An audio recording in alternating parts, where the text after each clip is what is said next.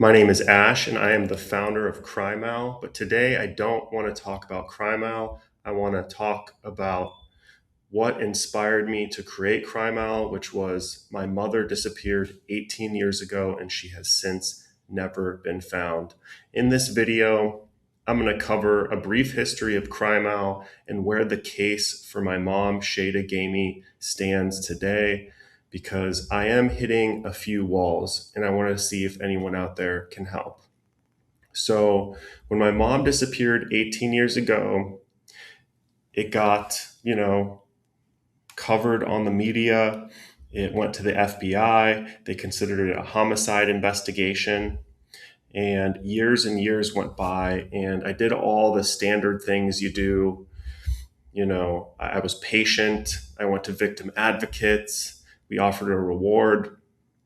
Nothing transpired, and the case was no closer to being solved. I became very frustrated with the progress. I wasn't getting any updates from the Wheatridge Police Department. And I said, why don't I just get the files? I'll try to get the files, and maybe I can solve it myself. Immediately, when I started thinking through that, I became emotionally overwhelmed. This could take me years. There's probably thousands of different files, not to mention the emotional strain of looking into my mother's murder. She's missing, but, there is a prime suspect in the case. And I wasn't sure if I could personally handle that burden, but I figured maybe AI could. And I was tinkering with AI tools at a startup that I was working at. And I said, if I can build a tool that can solve my mom's case, the same tool can be used to solve other cold cases, other crimes in real time, and potentially help solve missing persons, because there's massive resource constraints. 600,000 people go missing every year. Only 50% of police stations have the resources to find them. Only 7% of police stations have cold case units. The cold case backlog is increasing, or the unsolved case backlog is increasing by 6,000 a year. There's 300,000 unsolved cold cases at this time. So I built CrimeOwl, and it started gaining traction, and I started getting media, and that put pressure on the Wheatridge police. They were ignoring me for a while, and then they finally responded after I emailed the mayor. I emailed the mayor, and they forwarded the email. This was after I got onto NBC News. And once they emailed the mayor, their tone changed. They emailed me, said, wow, we're considering using CrimeOwl. We want to collaborate with you. We just added new investigators onto the case to look at your mom's case, and it's reinvigorated us. So, that's red flag number one, because why weren't you doing that years ago? How come it took me building a platform and getting media for you guys to knock the dust off of these cases? That's standard bureaucracy for you. So, with that, they suggested that we meet to talk about CrimeOwl and also my mother's case. They said we can do a Zoom meeting, or you can fly down. And this is where things get a little bit peculiar. I live in Florida now, and it was in Wheatridge, Colorado. This is a big thing for me, a very big deal. I haven't really seen them face to face in about 18 years. They haven't really given me updates. So in my mind, I was like, let's fly down there.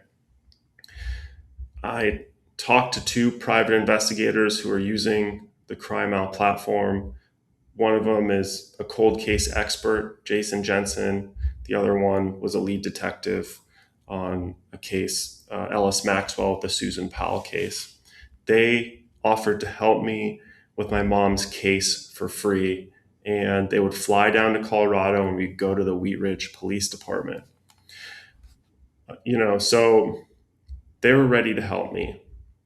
I told Wheatridge that, I'm going to fly down.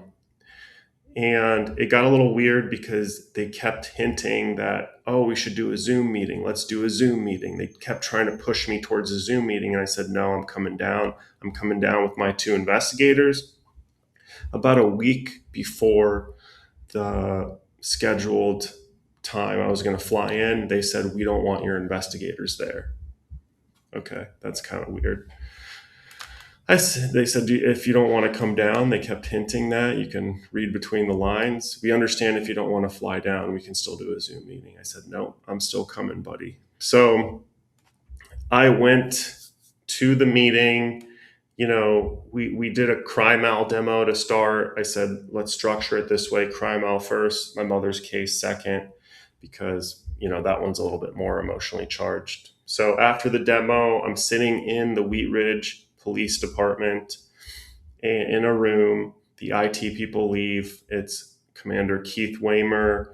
It is Detective Slofsky, who was the lead detective on my mom's case for quite some time now, a younger investigator, and I believe it was one other person and two victim advocates. I don't remember the other gentleman's name, unfortunately.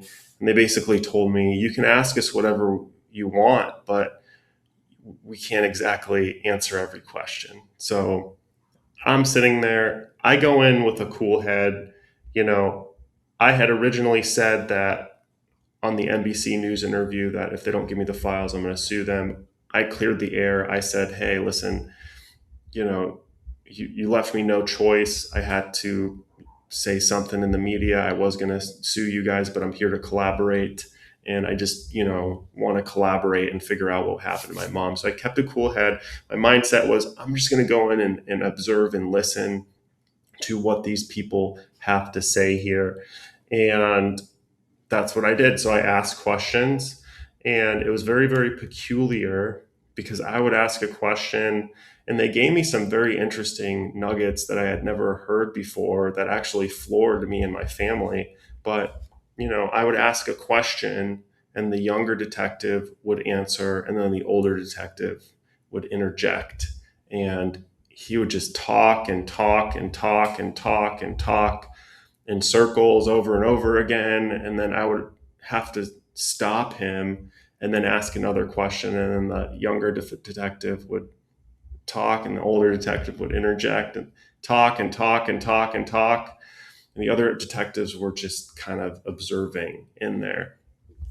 And I didn't really know what they were doing here, but clearly they were trying to control the narrative. And I don't know if they were acting in bad faith necessarily, but the older detective, Slofsky, was, I think, nervous or in letting the younger detective lead, even though the younger detective was really open and more willing. I don't necessarily know if, again, if it was in bad faith or this is a standard inside of a police station. From what I've noticed from the outside looking in, there's a lot of control and ego in these departments. Obviously, it's his case. He wants the credit to solve it. I don't know how this is work. I'm just speculating right now. But this went on for, a couple hours, hour and a half, I believe, before we, called it. But a couple things, he said is, I was like, listen, if you guys don't want to use my platform to solve my mom's case, because they said they're worried that if they give me the files, that if I take it to court, then a defense attorney will come after me. I said, that's my right. Like, let's think about the risk reward here. The risk reward is, what are we going to wait another 18 years? Or it doesn't seem like you guys have made any progress, anything, so let's weigh the risk reward factors here. And they're like, oh, we use AI, we use Axon. I was like, what do you guys use AI for? They said, oh, we use it for body cam footage and traffic stops. Okay. You guys don't use AI to solve crime. And then, I said, well, then don't use my platform. Contact Axon and see if they can help you. And they kind of brushed it off. And then the older gentleman said, oh, well, I just don't see how AI could really help it. I've looked at everything. And, if you look at, there was a headline a couple weeks ago about somebody using ChatGPT to design a vaccine to create a vaccine for his dog to save him from cancer. So again, there's all these little innovative use cases. So if you can cure cancer in a dog, it's not out of the realm of possibility that you can potentially solve a crime with AI. It's very hard to predict the second and third order effects of a new technology. If you go back and you look at electricity, I'm sure top of mind wasn't that, electricity will enable me to power my computer so I can make these videos. Electricity can power a hospital 24 hours a day, 7 days a week, so we can save more lives. I think the person who invented it might have had some ideas of that, but they could have never imagined the world we live in today with electricity, and that's AI. So back to my mother's case. So after that, I left. I sat on, what happened in that meeting. I let it marinate. I had just did an interview with the Denver Post. The article went out the next day, and then I saw that in the article, they said, they had interviewed the Wheatridge PD, and then the Wheatridge PD suddenly said, "Oh, well, Jude Peters, the guy who was the prime suspect, is no longer a prime suspect. We're treating this as a missing person." So they switched it in the media, which is very, very strange.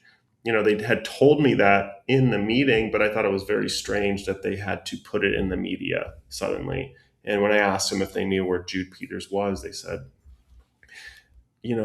kind of, we haven't been tracking him, but we believe he's still in the Denver area. Okay. Years ago, when I asked him, they said, yeah, we're surveilling him. So I don't know if they stopped or what. So long story short, I have, exhausted just about everything besides actually suing them. I've contacted multiple politicians in Colorado. They've ignored me. I've contacted Jared Polis multiple times, 3 or 4 emails. I've contacted the district attorney of Jefferson County in Colorado. They brushed me off. I've contacted just about every investigative resource in Colorado, brushed off. I contacted the Attorney General's office. They've ignored me. Anybody else? Who else have I contacted? I contacted the mayor of Wheatridge again. This time he's ignored me. It's come to my attention that, I finally filed a Cora request, and they denied it. I talked to an organization in Colorado. They said that there's been a ruling in the Supreme Court of Colorado that an investigative agency can't just say it's an active case. They have to give an explanation. So I contacted the records department, and I sent that to them. And then they, gave this, I don't know, generic response, which I'm still working on responding to. So I've contacted a couple lawyers, but I haven't heard back about actually suing them for the files. When I did contact the records person in Wheatridge, it was very interesting because they said it's still an active case. We see notes from January 2026. Okay, it's April. So how active is it really if you have a note from January 2026 or a lead from January 2026? It can't be that active over 18 years. What do you really have to lose here if you release the files to me when, AI is solving cancer in dogs, and there's all these other breakthroughs in science as well, thanks to AI. So that's kind of where I'm at today. I'm going to do more frequent updates of my mom's case on here, and keep them on my mom's case so I can kind of document everything in real time. I was going to document it by paper, but I think I just need to get a lot out. As far as CrimeOwl goes, we're still pushing, and we're working with people and trying to get connected with police departments. So if you have any connections to smaller police departments that have smaller budgets, we will work with them just to get this technology in their hands so they can start working these cases. So thank you very much for your time. That's all today, and looking forward to giving you another update soon.